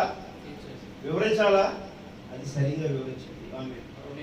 సరైన క్రమంలో మీరు అనువదించండి. ఎందుకు అంటే మీరు ప్రతి విషయము దేవుని యొక్క వాక్యము చెప్పండి. ఎందుకంటే సమయం మీరు తెలుసుకుంటారు. అర్థమవుతుందా? ఈరోజు భయంకరమైనటువంటి పరిస్థితి ఉంది. మీకు ఆల్రెడీ మీకు మాట్లాడారు. చిన్న కొమ్ము ఆధిపత్యాన్ని ప్రకటించబోతుంది. దేవసుహల్లియ ఈ ఆధిపత్య ప్రకటించే సమయంలో ఏం జరిగిందంట? ప్రవక్త ఇలా చూశాడు, కాలిఫోర్నియా తగలబడిపోవడానికి చూశాడు. ఏం చూశాడు? దేవసుహల్లియ కాలిఫోర్నియా తగలబడిపోతుంది ప్రవచించాడు. ఆమె ప్రవక్త ప్రవచించాడు. మొదటి అనుభవం అమెరికా మీద పడబోతుందని చెప్పాడు. ఆమె ప్రపంచంలో మూడో ప్రపంచ యుద్ధం జరిగేటువంటిది మొదటి అనుభవం అమెరికా మీదే పడుతుంది, ఇంకెక్కడ పడదు. దేవసుహల్లియ అర్థమవుతుందా? అమెరికా పతనం అయిపోతుంది. దేవసుహల్లియ అద్భుతమైనటువంటి కార్యాచరణ కలిగి ఉన్నాడు. 2021 సంవత్సరంలో ఏం జరిగింది? 2000 సంవత్సరంలో ట్విన్ హౌస్ మీద దాడి జరిగింది. అమెరికా మీద ట్విన్ హౌస్ దేనికి సాదృశ్యమైనది? దేనికి సాదృశ్యమైనది? అమెరికా ట్విన్ హౌస్ దేనికి సాదృశ్యమైనది? అడ్మినిస్ట్రేషన్ సాదృశ్యమై ఉన్నది. అర్థమవుతుందా? ఒబామా బిన్ లాడెన్ ఏం చేశాడు? ఒక విమానం తీసుకెళ్ళి కొట్టేశాడు. అవునా కదా? ఇంట్రెస్ట్ కొట్టేశాడా లేదా? అడగొట్టి చూపించాడా? దేవసుహల్లియ తర్వాత సెన్సెక్స్ పడిపోయింది. అర్థమవుతుందా? ముందు ప్రతిదానికి 3 పవర్స్ ఉంటాయి. ఇది ప్రత్యేకమైనటువంటి సబ్జెక్టు. దీన్ని కూడా దేవచిత్త మీదకి వచ్చేవారము ఈ మధ్యలోనే మనం మాట్లాడుకుంటాం. ఇది కూడా నేను చెప్తాను. 3 సబ్జెక్టులు ఉంటాయి. 1 అడ్మినిస్ట్రేషను, 2 లా అండ్ ఆర్డర్, 3 వాణిజ్యం. అర్థమవుతుందా? అడ్మినిస్ట్రేషన్ ఒకటే ఉంది.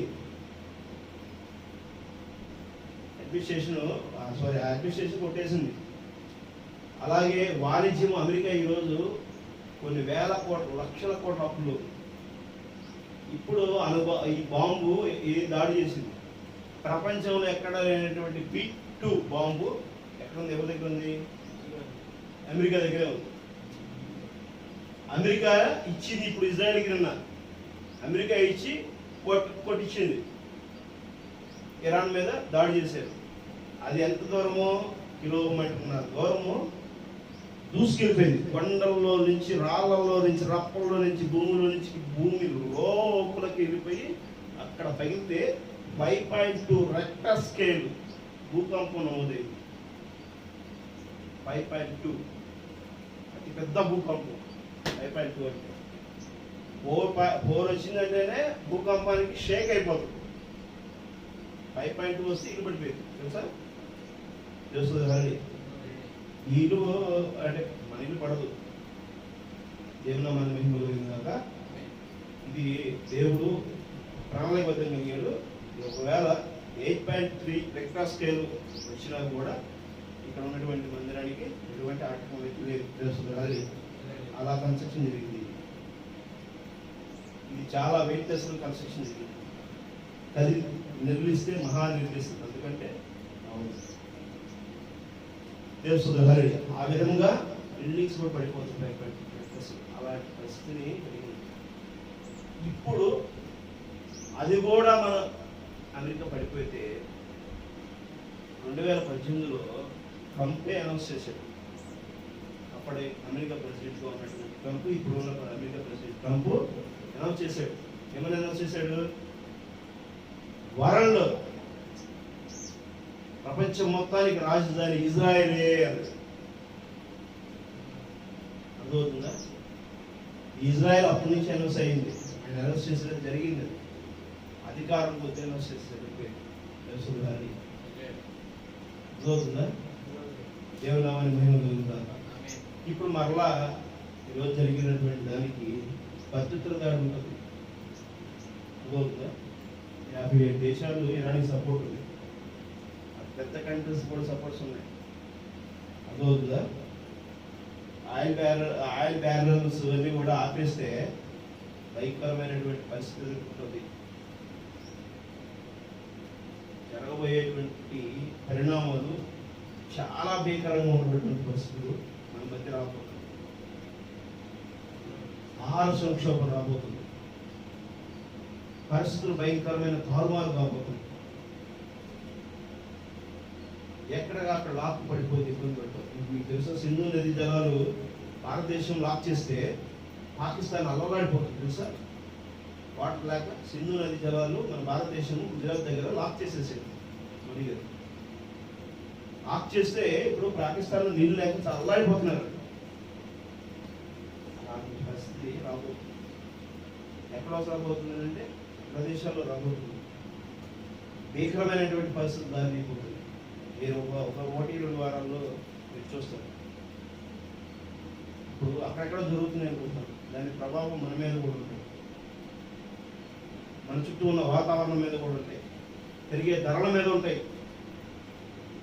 అర్థమవుతుందా?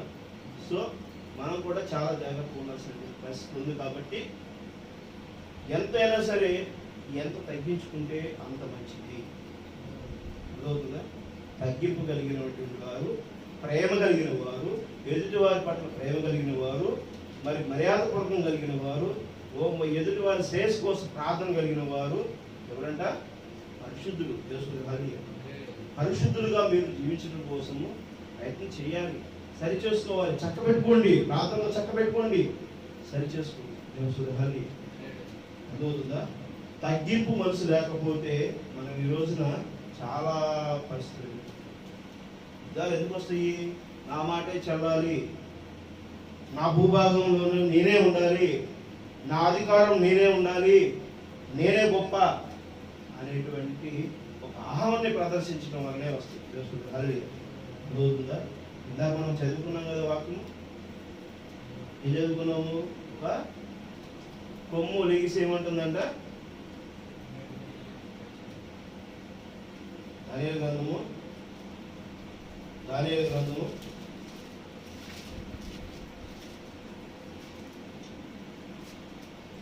అధ్యాయం 7వ వచనం. నేను ఈ కొమ్ములను కలిపెట్టగా ఒక చిన్న కొమ్ము వాటి మధ్య నుంచి లేచిన దాన్ని స్థలమిచ్చినందుకు ఆ కొమ్ములలో 3 పెరిగి వేయబడినవి. ఈ కొమ్ములకు మానవుల కొమ్ముల వంటి కన్నులు, గర్వము, గాడుట, నోరును ఉండేవి. ఎందుకంట ఆ కొమ్ములకు ఏముందంట? చూసారా? ఈ కొమ్ములకు మానవుల కన్నుల వంటి కన్నులు గర్వముగా. అర్థమవుతుందా? ఏది మానవులు ఏది శరీరధారం మాట్లాడుతున్నారు? ఆ విధమైన శరీరధారం మాట్లాడుతున్నారు. పరిస్థితి అదొక ఘటన, అదొక చర్య అయి ఉంది. ఆ చర్యకే గర్వం ఉందంట. అది కనపడే ఒక శరీరధారమైనటువంటి వ్యవస్థ కాదు, ఒక వ్యక్తి చేసేటువంటిది కాదు, ఒక వ్యవస్థే. ఆ వ్యవస్థే గర్వంగా ఉంటుందంట.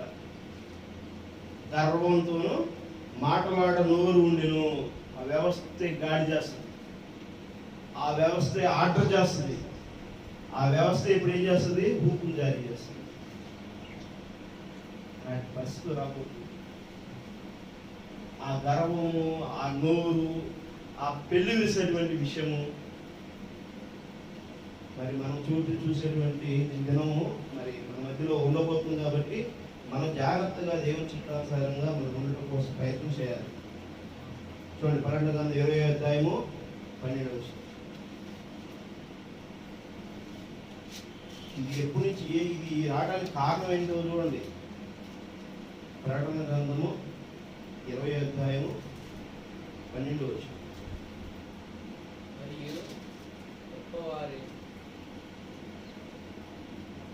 మరియు గొప్పవారేమి కొద్దివారేమి మృతుల వారందరూ ఆ సింహాసనం ఎదుట నిలబడి ఉండుట చూచితిరి. అప్పుడు గ్రంథమును విప్పుడను మరియు జీవ గ్రంథము వేరొక గ్రంథము విప్పుడను ఆ గ్రంథములో ఉన్న వ్రాయబడి ఉన్న వాటినన్నిటినీ క్రియల చొప్పున మృతులు తీర్పు పొందుదురి. అప్పుడు ఈ తీసిన చెప్తున్నప్పుడు ఆ పాత నిబంధన గ్రంథం కొత్త నిబంధన గ్రంథం మొత్తం అన్ని గ్రంథాలు విప్పి చెప్పిస్తున్నప్పుడు ఒక మేకలు ఒకవైపున గొర్రెలు ఒకవైపున మరి ఏర్పాటు చేసినప్పుడు ఈ గొర్రెలు ప్రవీణ యేసుక్రీస్తు నామములో ఆశీర్వదించబడినవి అనేటువంటి దాన్ని నిర్ణయించి చూపించేటువంటి తీర్పు ఆ న్యాయవాది ఇచ్చేటువంటి మరి చూపించేటువంటి ప్రక్రియ చేస్తుంది తల్లి. అలాంటి సమయం మన మధ్య ఉంది కాబట్టి మనము జనాభాని జాగ్రత్తగా మనం ముందుకెళ్ళాలి. అది చాలా జాగ్రత్తగా మరి సున్నితంగా చూడవలసినటువంటి వధువు కనులతో చూడవలసిన వారిగా మనం ఉన్నాం. మత్తయి సువార్త 7వ అధ్యాయం 23వ వచనం తెలుస్తుంది. హల్లెలూయా. మత్తయి సువార్త 7వ అధ్యాయము 23వ వచనం.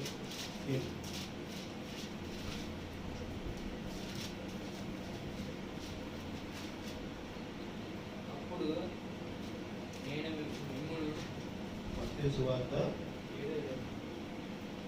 7వ అధ్యాయం 23వ వచనం.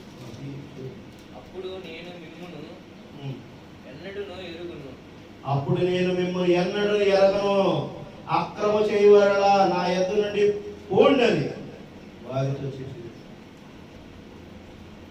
దేవుని ప్రకారము దేవుని వాక్య ప్రకారం నిలబడిన వారికి ఏమంటాడు? ఓ అక్రమ చేయవారులారా నా యొద్ద నుండి పోండి అని చెప్తుంది. మత్తయి సువార్త 25వ అధ్యాయం 32వ వచనం. మత్తయి సువార్త 25వ అధ్యాయం 32-33 వచనాలు.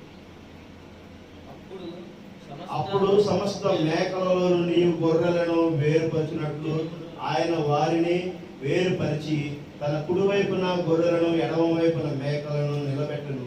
అప్పుడు రాజు తన కుడి వైపునున్న వారిని చూచి, నా తండ్రి చేత ఆశీర్వదింపబడిన వారులారా రండి, లోకము పుట్టినది మొదలుకొని మీ కొరకు సిద్ధపరిచిన రాజ్యము స్వతంత్రించుకునుడి. ఆమేన్. దేవుని నామానికి మహిమ కలుగుగాక. మేకలను వేరే చేసి గొర్రెలను వేరే చేసి ఈ యొక్క వధువు చూపించి న్యాయవాదిగా నిలబడి చెప్పి జడ్జిమెంట్ గెలిచినప్పుడు ఇక మీరు ఏమంటాడైనా ఈ లోకము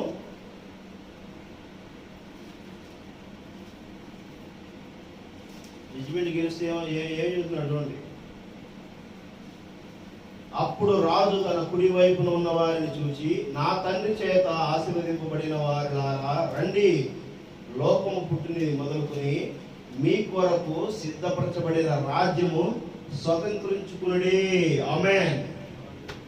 మీ 1000 ఏళ్ల పాలన స్వతంత్రించుకోండి రండి. దేవుడి రాజ్యంలో ఒక రోజు నిరూపరుస్తానని చెప్పి వాగ్దానం చేసి ఉన్నాడు. ఆ వాగ్దానం చేసిన రాజ్యంలో మీరు ఉన్నారు. రండి రండి రండి అని అంటున్నాడు. దేవుని హల్లెలూయా. ఆ ధవల సింహాసనం మీద తీర్పు వచ్చేస్తుంది. దేవుని హల్లెలూయా. ఆ ధవల సింహాసనం ముందు ఆ గొర్రె పిల్లలు రావడం కోసం రావాల్సిన సమయంలో ముందు ఎత్తబాటు కూడా జరుగుతుంది. దేవుని హల్లెలూయా. అర్థమవుతుందా? ఆ ఎత్తబాటు 3.5 సంవత్సరాలు మధ్యాకాశం ముందు భోజనం చేసేవారు. దేవుని హల్లెలూయా. అర్థమవుతుందా? అప్పుడు మనం శ్రేష్టమైన వారిని నిలబడేటువంటి పరిస్థితి ఉంది. దేవుని హల్లెలూయా. దేవుని నామానికి మహిమ కలుగును గాక. మీరు వాక్యమును జాగ్రత్తగా చూసుకుని ముందుకు వెళ్ళటం కోసం దేవుడు నీతో నాతో స్వయంగా నేరుగా మాట్లాడిన దేవుడు. ఆమేన్. కాబట్టి ఏ మాత్రం యామరపాటు కలిగి ఉండొద్దు. ఎందుకంటే ప్రార్థన చేయండి, అందరి కోసం ప్రార్థన చేయండి. సమయం వ్యర్థం చేసుకోవద్దు. సమయం ఒక 5 నిమిషాలు తిరిగినా సరే కూర్చోండి. మీ సొంత పనులు చేసుకోండి, ఎవరి పనులు చేసుకోండి. స్కూల్కి వెళ్ళండి, కాలేజీకి వెళ్ళండి, ఇంటి పనులు చేసుకునే ఖాళీగా ఉన్నవాళ్ళు ఊరికి ఎందుకు కూర్చోవాలి? వృద్ధులు ఉన్నారు, ఖాళీగా ఉంటున్నారు. ఎందుకు కూర్చోవాలి? ఖాళీగా ఎందుకు కూర్చోవాలి చెప్పండి? అందరి కోసం ప్రార్థన చేయాలా లేదా? చేయాలా? కనీసం ఆ బాధ్యతను కలిగి ఉండాలి కదా. మనం టయానికి తింటున్నాము, టయానికి ఉంటున్నాము, మనం కూర్చున్నప్పుడు నీ మీకు శక్తి కావాలనే దానికోసం ప్రార్థన చేయాలి, జ్ఞానం కోసం ప్రార్థన చేయాలి, దేవునితో మాట్లాడుతూ ఉండాలి, దేవుని నామానికి మహిమ తెచ్చుకునే విధంగా జీవిస్తూ ఉండాలి, మాట్లాడుతూ ఉండాలి, చేస్తూ ఉండాలి. కనీసం అది కూడా చేయకపోతే ఎట్లాగా? నేను చెప్పిన విషయాలన్నీ అర్థమైందా? మీ ముందున్నటువంటి వ్యక్తుల్ని నేను చెప్పిన విషయాలన్నీ కూడా చాలా మీరు గమనించండి. మరి అన్నీ ఒకసారి చెక్ చేసుకోండి. చెప్పిన వీడియో ఆల్రెడీ రికార్డు ఉంటుంది. సో మీరు వాక్యం రాసుకోమంటాను, మీరు వాక్యాలు రాసుకోండి, వాక్యాలు రాసుకోండి. ముందుకు వెళ్ళిన తర్వాత చదువుకోండి, మళ్ళీ చెక్ చేసుకోండి. నేను చెప్పినవన్నీ వాక్యమే ఉన్నవే కదా, అనగా దేవస్తుల హాలిడే. ప్రవక్త చెప్పినటువంటి విషయాలు నేను వేరే చేసి చెప్తున్నాను. మరి ఈరోజు మాట్లాడేటువంటి చెబుతున్నానంటే అది నేనేదో పరిశీలించి చెప్తున్నానా? లేదు. నేను ఈరోజు ఇలా వాక్యం చెప్పబడుతుందని కూడా నాకు తెలియదు, దేవస్తుల హాలిడే. ఎందుకంటే నేను నిన్న చాలా మెంటల్గా చాలా డిస్టర్బ్ అవుతున్నాను. నేను తెల్లవారుజామున 5:30 దాకా కూడా మేపుతూనే ఉన్నాను. అయితే ప్రార్థనలో వేరే సమస్యలతో దేవస్తుల హాలిడే ఏదో వేరే సమస్యతో నేను చాలా నా మానసిక ఒత్తిడితో నేను ఇబ్బంది పడ్డాను. మరి నిద్రపోవడానికి కూడా నాకు ఏం లేదు, నాకు ఆరోగ్యం బాగాలేదు. అయినా కూడా దేవుడు నిన్ను ప్రేమించి ఈరోజు మాట్లాడటానికి దేవుడు స్వయంగా విషయాలు అన్నీ చెప్పారు. లేచి అందరూ ఎవరి పనులు చేసుకున్నారు. ఈరోజు అద్భుతంగా సమయానికి కూడుకున్నారు, చక్కగా పని చేసుకున్నారు. ఇలా బాధ్యతగా పనిచేయండి. అర్థమవుతుందా? బాధ్యతకి ఈరోజు ఎంత చక్కగా ప్రార్థన చేశారు, చక్కగా మోకరించావు, ప్రార్థన చేశావు, మోకాలు నెలకు 2 చక్కగా అరిచావుగా. హీలింగ్ జరుగుతుంది. అర్థమవుతుందా? హీలింగ్ జరుగుతుంది. ఏం పేరు నీ పేరు? నీ పేరేంటి చెప్పు. తెలుస్తుంది. దేవుని నామాన్ని మహిమ కాక, దేవుడు నేను దీవించిన కాక, పశుబాబు ఒక పేరు. ఎందుకంటే గత జీవితం వ్యర్థం, దేవుని నామంలో ఆశీర్వదింపబడిన జీవితం మేలుకరం. కాబట్టి దేవునికి విశ్వాసపాత్రుడిగా జీవించు, దేవుడే నీకు తోడుకుంటాడు. కాబట్టి దేవుడు నీకు ఇచ్చినటువంటి సమయాన్ని వేస్ట్ చేయి. ప్రార్థన అర్థమవుతుందా? టయాన్ని ఎక్కడ వేస్ట్ చేయబోతుంది. ఈరోజు వేస్ట్ చేసుకునేటువంటి సమయం మీకు నాకు లేదు. ఎక్కువ ప్రార్థనలు కడతాను. నేను కూడా ప్రార్థనలు ఉంటాను, మీరు కూడా ప్రార్థనలు ఉంటాను. నేను టైం వేస్ట్ చేసుకుంటాను. నాకు కూడా ఉన్నాయి, నా ముందుకు కూడా కొన్ని పరిస్థితులు ఉన్నవి. నేను గతంలో చేసినటువంటి సంస్థలు మరియు ఉద్యోగం చేయమని చెప్పి కూడా ఆహ్వానించి ఉన్నారు.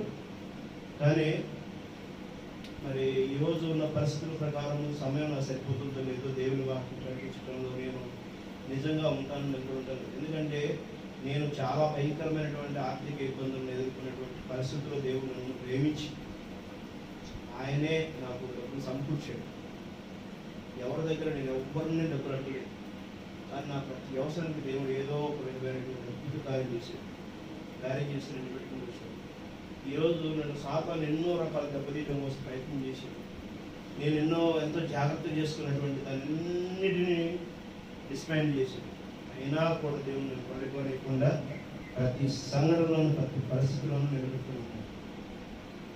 నేను ఏ పరిస్థితులు ఉండాలో మరి ఏంటో అనేది నిజంగా నేను సరిగ్గా పరిశుద్ధాత్మతో నచ్చేందుకు కూడా మీరు ప్రార్థన కూడా కలిగి ఉండాలి. మీరు కూడా మీ కొరకు నేను, నా కొరకు మీరు, సంఘం విశ్వాసుల కోసము, చుట్టూ ఉన్నటువంటి ప్రజల కోసము, మన మధ్య ఉన్నటువంటి ప్రజల కోసము, తోటి వారి యోగక్షేమాల కోసము, ప్రతి ఒక్కరి కోసం ప్రార్థించాలి.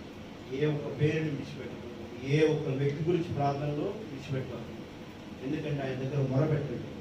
నీ మధ్య నీకు నాకు మన మధ్యలో ఉన్నటువంటి వ్యక్తి దేవుణ్ణి గ్రహించలేకపోతేనో, దేవుడు వారిని ఆశీర్వదించుకున్న కష్టాలు ఉంటేనో చూసి ఉండొద్దు. వారి యొక్క సమస్యల కోసం మీరు ప్రార్థన చేయండి. ఎందుకంటే అది మీకు దేవుడు ఇచ్చినటువంటి అవకాశం. దానికి చేయించుకోగలరు. ఎందుకంటే నీ ఎదురున్న వ్యక్తి సమస్యలో ఉన్నాడు అనేటువంటి విషయం నీకే కనబడుతుంది. ప్రపంచానికి ఎవరికి కనబడట్లేదు. 777 కోట్ల మంది జనాభా ఉంది. అది నీకు కనబడినప్పుడు ఆ సమస్య నువ్వు పరిష్కారం దిశగా నువ్వు చేయలేనప్పుడు, వాళ్ళు చెప్పలేనప్పుడు వారి కోసం ప్రార్థించు. అడుగు వాళ్ళ గురించి మనకి లేకపోతే మనకి వారి గురించి మా వాళ్ళు మనకు పలకెత్తున్నారు. వాళ్ళకి పోయినా పర్లా, అర్థమవుతుందా? మనం ద్వేషించినా పర్లా, మనల్ని దూషించినా పర్లా, మనల్ని పొడిచినా పర్లా, వాళ్ళ కోసం కూడా ప్రార్థన చేయాలి. అర్థమవుతుందా? చూడాలి. ఎందుకనంటే నీకు దేవుడు ఏ ఆకారం ఇచ్చాడో నీకు ఎదుటి ఉన్న వారికి కూడా అదే ఆకారం ఇచ్చాడు. దేవుడు నిన్ను ఎంత ప్రేమించాడో ఎదుటి వారికి కూడా అదే ప్రేమించాడు. దేవుడు ప్రేమ స్వరూపు కాబట్టి ఆ ప్రేమ స్వరూపతను నీలో కనబడాలి. ఎందుకంటే నువ్వు దేవుడు నమ్మావు కాబట్టి, దేవుని వాక్యాన్ని గ్రహించావు కాబట్టి ఆ ప్రేమ స్వరూపంతో ప్రార్థనలు ఎక్కువగా గడపండి. సమయాన్ని వ్యర్థపరచుకోవడం. దేవుని నామానికి మహిమ కలుగును గాక. ప్రార్థన చేసుకుంటాం.